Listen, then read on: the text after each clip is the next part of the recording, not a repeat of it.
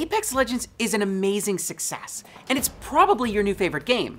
Unless you've already abandoned it for Tetris 99, that is. The game has only been out for a month and already has 50 million active players with a peak of 2 million concurrent players. It's truly the first game to really challenge, and potentially replace, Fortnite's grip on the Battle Royale genre. But despite this runaway success, Apex Legends almost didn't exist.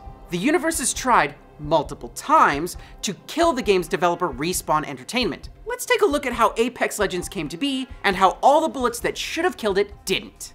The story begins 17 years ago, with two up-and-coming game developers, Jason West and Vince Zampella. They worked together on 2002's Medal of Honor Allied Assault at 2015 Inc. That's a lot of numbers. Sorry about that. Maybe this is why developers aren't named after years anymore.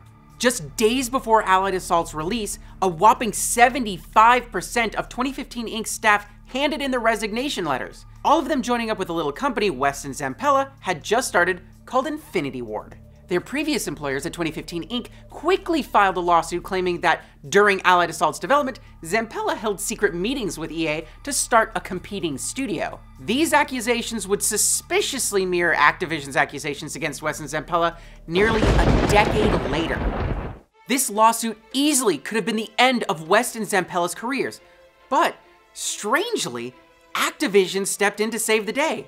They replaced EA in a deal to fund the fledgling Infinity Ward and quietly settled 2015 Inc.'s lawsuit against Zampella. Believe it or not, Activision is the good guy in this scenario. For now. But before we all get on our knees to praise the benevolent Activision, they were just chasing dollar signs. Medal of Honor Allied Assault went on to sell 900,000 copies and earned $34.2 million by August 2006. All that revenue was way too tantalizing an offer for Activision to pass up. Ever the clever girl, Activision immediately purchased 30% of Infinity Ward and adopted them as a secondary studio. This turned out to be a smart move. At Infinity Ward, West, Zampella, and another 2015 Inc. expat, Grant Collier, created one of the most successful franchises of all time, Call of Duty. On October 30th, 2003, exactly one day after the original Call of Duty's release, Activision announced they'd be purchasing the remaining 70% of Infinity Ward, officially making them one of Activision's first-party studios.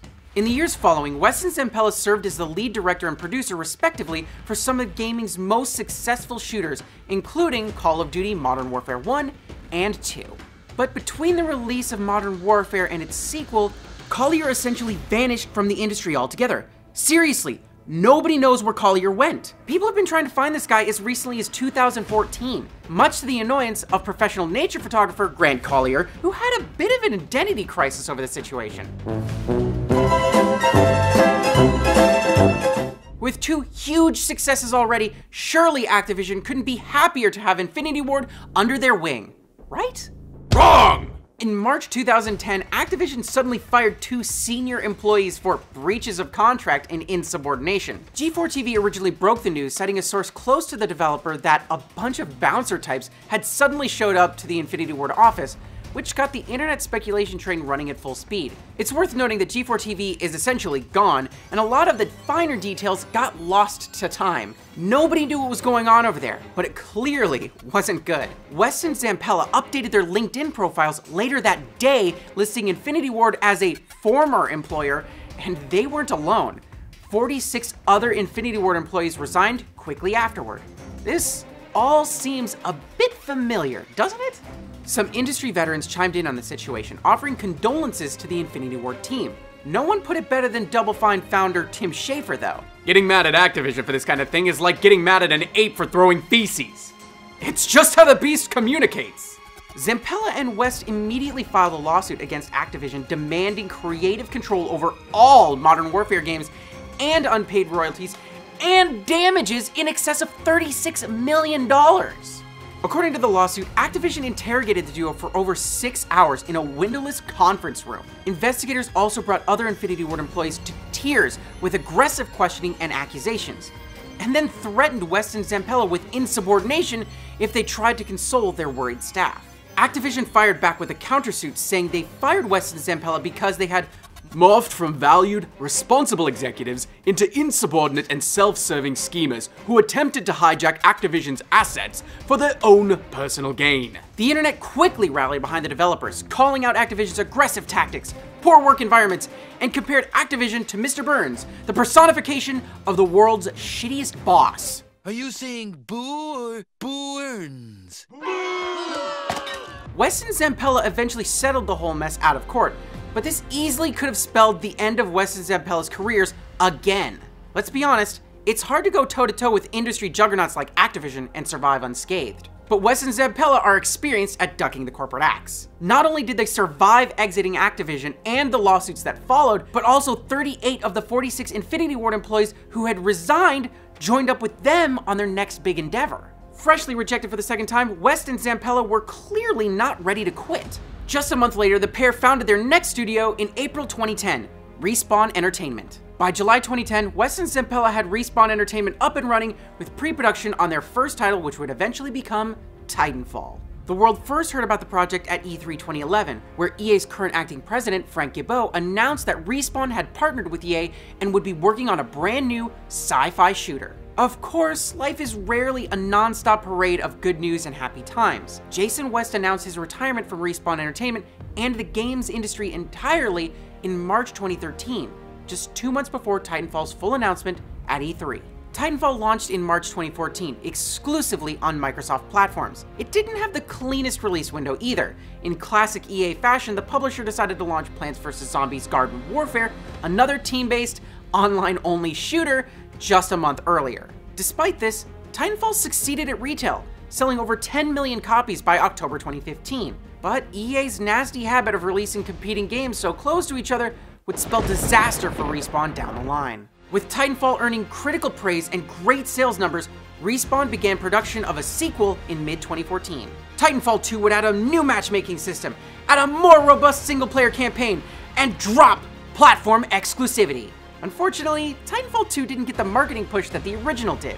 The original Titanfall had a multi-million-dollar marketing campaign that involved everything from open betas, major brand deals, and the unforgettable life-size Titan. Oh yeah! Titanfall 2 had a Mountain Dew sponsorship, the death knell for any game, and 2 betas that, unfortunately, were both full of bugs and missing the original Titanfall's most popular mode, attrition.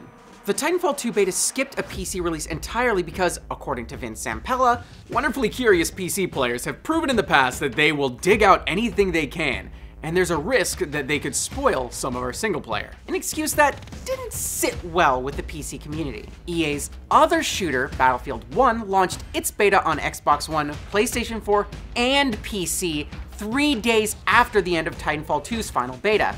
It became the most successful beta in EA history, with more than 13 million players. Just internally, the competition for gamers' attention was fierce. Titanfall 2 released on October 28, 2016 to critical praise, but this is EA we're talking about, where unless you're raking in cash, you're a failure. EA launched Battlefield 1 just 7 days prior to Titanfall 2, and to make matters worse, Call of Duty Infinite Warfare, ironically the series that Respawn started 13 years prior, released a week later. This made a lot of people very angry and has been widely regarded as a bad move. Sandwiched between competing products, Titanfall 2 never really stood a chance. Both Call of Duty and Battlefield saw record sales, while Titanfall 2 saw a 50% price drop only 3 weeks after its release. By January 2017, Titanfall 2 sold 4 million copies, which may sound like a lot until you compare it to Battlefield 1's 15 million and Infinite Warfare's 13.6 million. Despite Titanfall 2's less than ideal performance, EA fully acquired Respawn for $400 million in November 2017. A month prior, Respawn announced they'd be developing a first-person VR game set to release for the Oculus Rift in 2019. On top of that, Respawn had another secret project in the works. God of War 3 director Stig Asmussen was brought on in June 2014 to helm an entirely new game, which would be fully announced at E3 2018 to be Star Wars Jedi Fallen Order. But what about Titanfall? EA does have a legacy of ditching developers after less than spectacular retail performances. For example, EA acquired Westwood Studios in 1998, but shut it down in 2003 after sales of Command & Conquer Renegade didn't meet expectations. Additionally, Pandemic Studios joined EA in 2007, and due to production issues with the Dark Knight video game, Pandemic's Australia offices closed on Christmas Day 2008, with the rest of Pandemic Studios shutting down completely in November 2009. And how could we forget Visceral Games? 2013's Dead Space 3 and 2015's Battlefield Hardline were commercial failures, but EA gave the studio one last shot with Project Ragtag, a third-person, single-player Star Wars universe game. Even this proved too little too late though, and Visceral officially closed their doors on October 2017. Respawn, refusing to be another casualty of EA's acquisition and closure routine, began work on Titanfall 3 in 2016. Little did they know, the games industry was about to see an entirely new kind of Titan. PlayerUnknown's Battlegrounds. While not the first Battle Royale game, PUBG made the genre far more approachable than predecessors like DayZ and H1Z1. Within the first 3 days of its early access release, PUBG had made $11 million. By mid-April 2017, the game had sold over 1 million copies. And a year later, PUBG had sold 50 million copies across all platforms and averaged over 87 million players daily. September 2017 saw the release of Epic Games' Fortnite Battle Royale, which pushed the popularity of the Battle Royale genre completely over the edge. It was arguably the biggest game in the world, and as of January 2019, had racked up over 200 million players and made over $2 billion worldwide. This shift in genre popularity inspired Respawn to look back on a Titanfall 2 survival game mode they had tested in early development. Gameplay experimentation led them to ditch the titular Titans and instead focus on the character classes that would eventually become Apex Legends. According to Apex Legends executive producer Drew McCoy, Respawn pushed for secrecy in Apex's development. They felt players needed to form their own opinions of the game and not rely so heavily on reviews and the opinions of others. This would force players to try out Apex Legends first and not force the company to rely on a heavy marketing push. McCoy spoke of how EA was skeptical about this approach and were worried this would affect revenue, stating they were really good at operating based off of previous experience, but they've never done anything like this before. There's no playbook, and we're helping EA write it. Bizarrely, Fortnite's surprise success swayed EA, and the game's development became a close-kept secret. The project stayed quiet until February 4th, 2019. Apex Legends dropped like a titan on an unsuspecting internet, and within 24 hours surpassed 2 million players. Respawn's secrecy strategy paid off in a big way. In an interview with Eurogamer, McCoy spoke candidly about the game's launch. We're doing a free-to-play game with essentially loot boxes after we were bought by EA, and it's not Titanfall 3. It's the perfect recipe for a marketing plan to go awry. So why have that? Let's just ship the game and let players play. By the end of its first week, Apex Legends had hit 25 million players and 2 million concurrent players. One day after launch, EA released their Q3 FY19 financial report, and it contained an even bigger surprise. Looking forward, we're delighted to launch Anthem, our new IP, to grow Apex Legends and related Titanfall experiences, to deliver new Plants vs. Zombies and Need for Speed titles, and to add Star Wars Jedi Fallen Order to our sports titles in the fall. CEO Andrew Wilson added that this new Titanfall experience would be a premium one, meaning not free to play, and is not related to Respawn's VR project, and is scheduled to release sometime this year. Vince Zampella later confirmed as much on Twitter. From EA to Activision and back to EA, the retiring of key founding members, and surviving multiple lawsuits, Respawn has earned its namesake. 8 years and 2 full retail price games later, it took the surprise release of a free-to-play Battle Royale game to finally make the Titanfall franchise a success. Ironically, the one thing gamers wanted the least in EA-published, free-to-play, microtransaction-driven game is the one thing that saved the franchise. Food for thought next time you want to drop some hot fire in the comments section. But don't let us stop you! Are you happy with Apex Legends? Are you worried that EA will find a way to ruin it now that it's succeeded despite their guidance? Let us know in the comments below. And thanks for watching. When Apex Legends released last month, everyone ran to check it out, and the media proclaimed it to be the new hotness when it comes to Battle Royale games. Yeah, suddenly the old champ, Fortnite, was old and busted. You hate her. Yeah, she's old and stupid, old man. Your old sticking ball. Anyway, we saw all kinds of headlines crowning